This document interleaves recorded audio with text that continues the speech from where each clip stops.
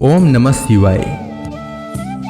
जिस प्रकार इस ब्रह्मांड का न कोई अंत है और न ही कोई शुरुआत, उसी प्रकार शिव अनादि हैं। संपूर्ण ब्रह्मांड शिव के अंदर समाया हुआ है। आइए श्रवण करते हैं सोमवार व्रत कथा। प्राचीन काल की बात है। एक नगर में एक बहुत धनवान साहूकार रहता था, जिसके घर में धन की कमी नहीं थी, परंतु उसको एक बहुत बड़ा दुख था कि उसके कोई पुत्र नहीं था। वह इसी चिंता में दिन रात लगा रहता था। वह पुत्र की कामना के लिए प्रत्येक सोमवार को शिव जी का व्रत और पूजन किया करता था तथा सायंकाल को शिव मंदिर में जाकर शिव जी के सामने दीपक जलाया करता था। उसके इस भक्ति भाव को देखकर एक समय पार्वती जी ने शिव जी महाराज से कहा कि महाराज, यह साहूकार आपका अनन्य भक्त है और सदैव आपका व्रत और पूजन बड़ी श्रद्धा से करता है। इसकी मनोकामना पूर्ण करनी चाहिए। शिव जी ने कहा, हे पार्वती, यह संसार कर्म क्षेत्र है। जैसे किसान खेत में जैसा बीज बोता है वैसा ही फल काटता है, उसी तरह इस संसार में जैसा कर्म करते हैं वैसा ही फल भोगते हैं। पार्वती जी ने अत्यंत आग्रह से कहा, महाराज, जब यह आपका अनन्य भक्त है और इसको अगर किसी प्रकार का दुख है तो उसको अवश्य दूर करना चाहिए, क्योंकि आप सदैव अपने भक्तों पर दयालु होते हैं और उनके दुखों को दूर करते हैं। यदि आप ऐसा नहीं करेंगे तो मनुष्य आपकी सेवा तथा व्रत क्यों करेंगे। पार्वती जी का ऐसा आग्रह देख शिव जी महाराज कहने लगे, हे पार्वती, इसके कोई पुत्र नहीं है। इसी चिंता में यह अति दुखी रहता है। इसके भाग्य में पुत्र न होने पर भी इसको मैं पुत्र प्राप्ति का वर देता हूँ, परंतु यह पुत्र केवल 12 वर्ष तक जीवित रहेगा। इसके पश्चात वह मृत्यु को प्राप्त हो जाएगा। इससे अधिक मैं और इसके लिए कुछ नहीं कर सकता। यह सब बातें साहूकार सुन रहा था। इससे उसको न तो कुछ प्रसन्नता हुई और न ही कुछ दुख हुआ। वह पहले जैसा ही शिव जी महाराज का व्रत और पूजन करता रहा। कुछ काल व्यतीत हो जाने पर साहूकार की स्त्री गर्भवती हुई और 10वें महीने में उसके गर्भ से अति सुंदर पुत्र की प्राप्ति हुई। साहूकार के घर में बहुत खुशी मनाई गई, परंतु साहूकार ने उसकी केवल 12 वर्ष की आयु जानकर अधिक प्रसन्नता प्रकट न की और न ही किसी को भेद ही बताया। जब वह बालक 11 वर्ष का हो गया तो उस बालक की माता ने उसके पिता से विवाह आदि के लिए कहा, तो वह साहूकार कहने लगा कि अभी मैं इसका विवाह नहीं करूंगा, अपने पुत्र को काशी जी पढ़ने के लिए भेजूंगा।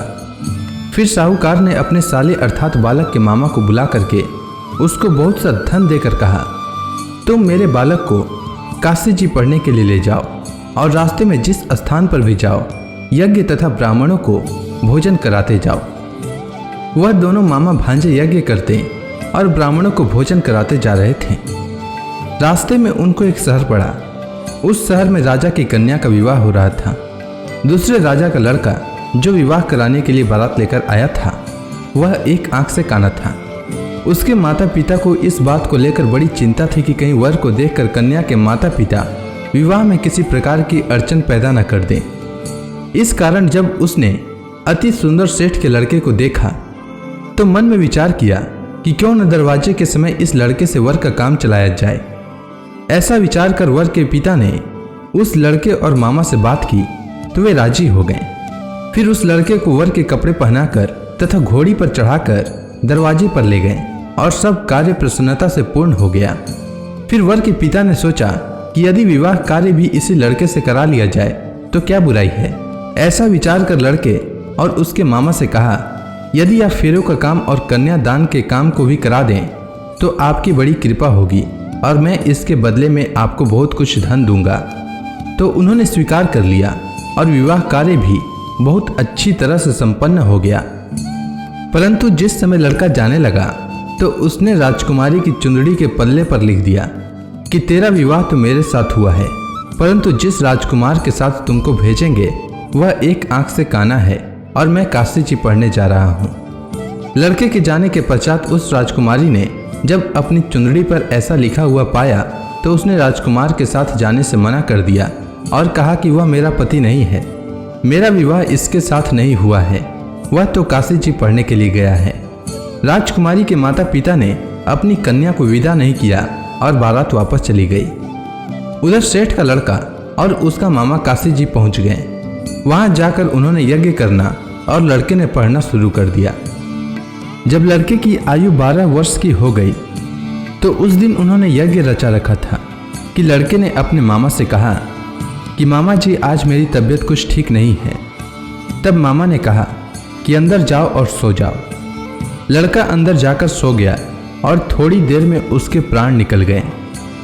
जब उसके मामा ने आकर देखा कि वह मुर्दा पड़ा है तो उसको बड़ा दुख हुआ और उसने सोचा कि अगर मैं अभी रोना पीटना मचा दूंगा तो यज्ञ का कार्य अधूरा रह जाएगा।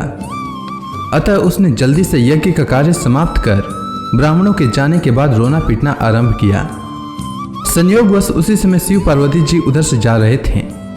जब उन्होंने जोर जोर से रोने की आवाज़ सुनी तो पार्वती जी कहने लगी कि महाराज कोई दुखिया रो रहा है, उसके कष्ट को दूर कीजिए। जब शिव पार्वती ने पास जाकर देखा तो वहाँ एक लड़का मुर्दा पड़ा था। पार्वती जी कहने लगी कि महाराज यह तो उसी सेठ का लड़का है जो आपके वरदान से हुआ था। हे महाराज, इस बालक को और आयु दीजिए, नहीं तो इसके माता पिता तड़प तड़प कर मर जाएंगे।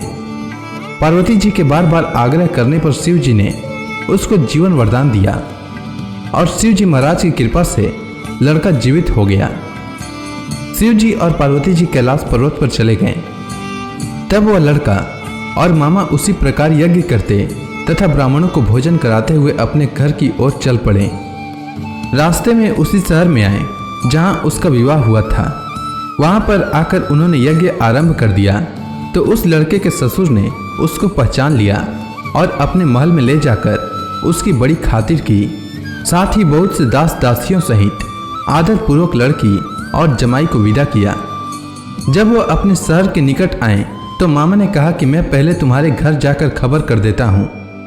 जब उस लड़के का मामा घर पहुंचा तो लड़के के माता पिता घर की छत पर बैठे थे और यह प्रण कर रखा था कि यदि हमारा पुत्र सकुशल लौट आया तो हम राजी खुशी नीचे आ जाएंगे, नहीं तो छत से गिरकर अपने प्राण खो देंगे। इतने में उस लड़के के मामा ने आकर यह समाचार दिया कि आपका पुत्र आ गया है, तो उनको विश्वास नहीं हुआ। तब उसके मामा ने शपथ पूर्वक कहा कि आपका पुत्र अपनी स्त्री के साथ बहुत सारा धन लेकर आया है। तो सेठ ने आनंद के साथ उसका स्वागत किया और बड़ी प्रसन्नता के साथ रहने लगे।